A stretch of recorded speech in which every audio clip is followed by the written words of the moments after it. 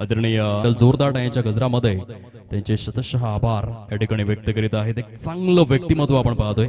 आदरणीय सन्माननीय रणजित दादा विजय ठाकूर विद्यमान उपसरपंच महोदय नावजे. प्रतिम सुरुवात त्याने केलंय. विजय रथापासून ऑन साइडला बंटी ठाकूरच्या बॅट मधून षटकार 6 धावा. या वेळेला अभिजित प्रकाश पाटील यांना ओव्हरटेक करून चेंडू सीमा रेषा पलीकडे चौकार. एक फुलटॉस आहे. सुंदररित्या चेंडूला दिशा प्रदान केले विराज ठाकूर नावजे ब्रँडचा हा ब्रँडेड चौकार. 4 धावा. फुलटॉस चेंडू ऑन साइडला विराज ठाकूरच्या बॅट मधून आणखीन एक षटकार. शेर